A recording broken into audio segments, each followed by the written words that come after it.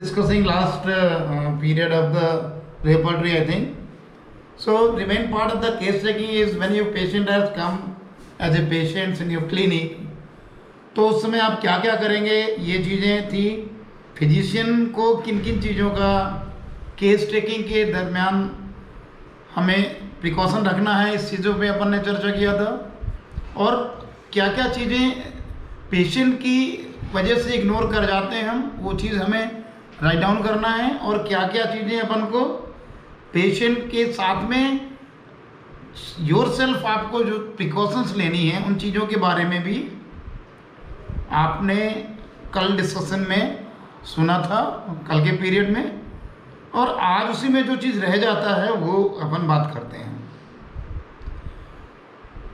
Dear student, आप जानते हैं कि हम पेशेंट्स जब अपनी क्लिनिक में शुरू में अपन क्लिनिक ओपन करते हैं तो उस समय ऐसा होता है कि क्लिनिक में हमारे अलावा और कोई दूसरा असिस्टेंट हमारे पास में नहीं होता है। इसलिए पेशेंट्स के पूरे पेपर्स भी हमें तैयार करने पड़ते हैं। मोर और लेस ये मेरा मतलब अपना पर्सनल एक्सपीरियंस शेयर कर रहा हूँ।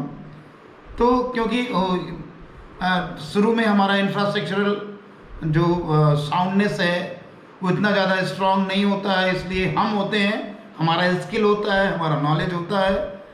जब पेशेंट को हम डील कर रहे होते हैं, उस पेशेंट के डीलिंग के समय ही केस टेकिंग रिकॉर्ड की भी बात आती है। और जो केस टेकिंग रिकॉर्ड है वो sequentially systematically as per homoeopathic principles हमें अपने टोटलिटी ऑफ द सिम्टम के अकॉर्डिंग पेन डाउन करके एक रिकॉर्ड रखना है। उस रिकॉर्ड कीपिंग में ध्यान हमारा ये होना चाहिए कि कंप्लीट सिम्टम्स पेशेंट्स से निकाल लें हम। और वो कंप्लीट सिम्टम जब अपन निकालते हैं पेशेंट से, अब during the observation, during the discussion with the patient, during the interaction with the patient, तो अपन पहले से एक वर्ड आता है दैट इज प्रीजुडिसनेस। तो हमें प्रीजुडिस नहीं होना चाहिए इस चीज़ के लिए कि हम कितना ज़्यादा एंटिसिपेटिंग है इस चीज़ के लिए कि क्यों तुम्हें तो स्टिचिंग पेन ही हो रहा होगा। अच्छा, तुम्हें पेन के साथ में वॉमिटिंग भी हो, सेंसेशन हो रहा है, नाउजिया भी हो रही है, तो ये दैट इज कॉल्ड प्रेजुडिस।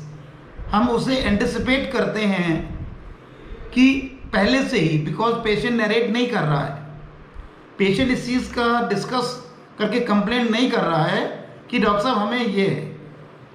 क्योंकि करंट सिनेरियो में हम जब पेशेंट को देखते हैं तो हमारे पास में जो टाइप ऑफ पेशेंट्स आते हैं उसमें ज़रूरी नहीं है कि हमारे पास में केवल लेमैन्स आएँ।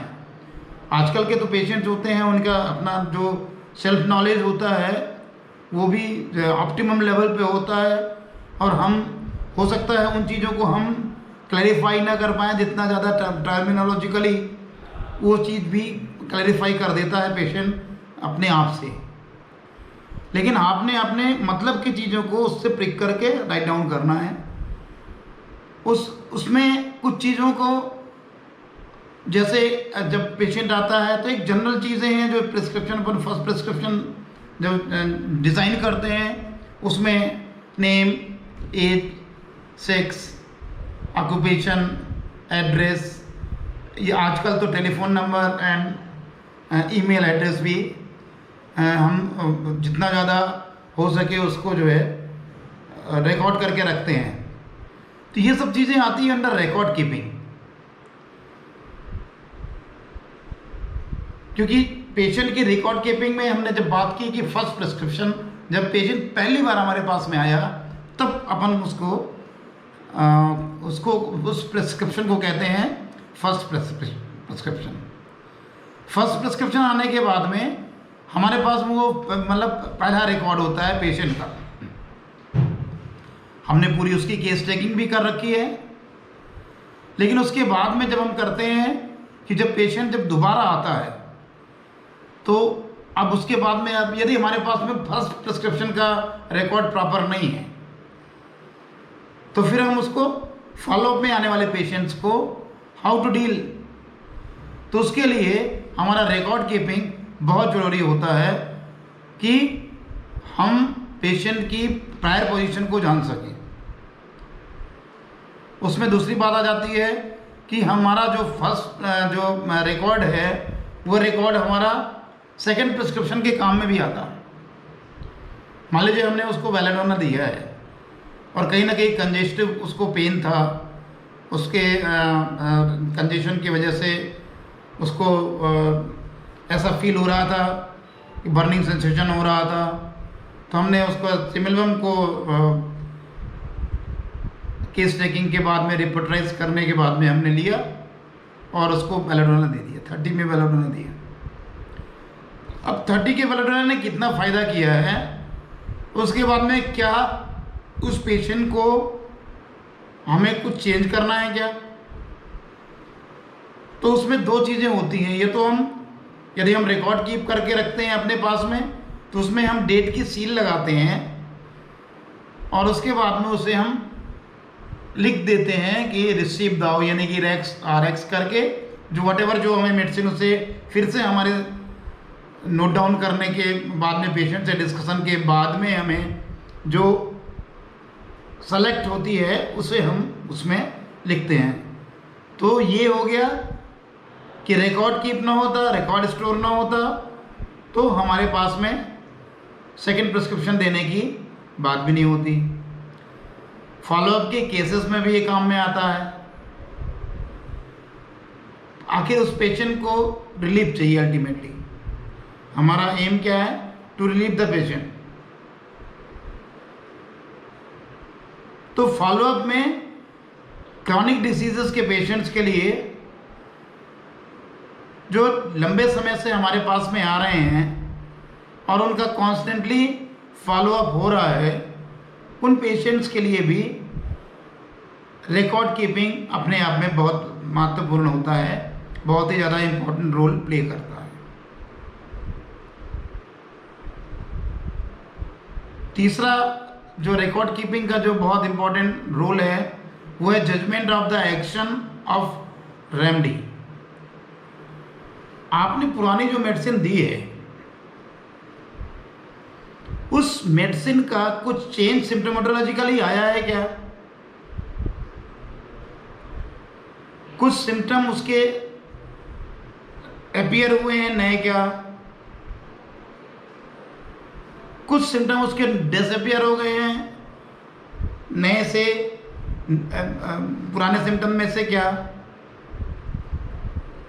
अब अकॉर्डिंग जैसे किसी को मान लीजिए आपने एग्जाम्पल दैट कि जब कोई पेशेंट आया उसने कहा कि डॉक्टर साहब हमारे ऑल ओवर चेहरे में थोड़ा सा कहीं ना कहीं वॉट्स आ रहे हैं, पीछे नेक के पीछे भी वॉट्स हैं, इस तरह की वॉट्स हैं, यू नो वॉट्स ना, मस्सा। तो वो वॉट्स जो हैं मल्टीपल हैं, कैलीफ्लावर शेप के हैं, आपने उसको देखा उसके बाद में दिया। तो फिर पहली बार में जब आपने उसको देखा होगा तो उसके साइजेस के बारे में भी आपके एक तरह का नोटिफिकेशन हो गया होगा आपके अपने रिकॉर्ड में और माइंड में भी। दोबारा आने के बाद में जब फॉलोअप में पेशेंट आया है तो क्या वो वार्ड्स का साइज, वार्ड्स के कैलीफ्लावर शेप में जो वार्ड्स था उसका एक आध फ्लोर क्या डिसअपीयर हुआ क्या? उसका कलर डिसअपीयर हुआ क्या? तो ये सब चीज़ें आ जाती हैं judgement of the action of the remedy में। तो उनको भी अपन को नोट डाउन करके अपने रिकॉर्ड कीपिंग की नोट डाउन में ज़रूरत रहती है, इसलिए हमें रिकॉर्ड कीपिंग का स्टोरेज भी प्रॉपर वे में होना चाहिए।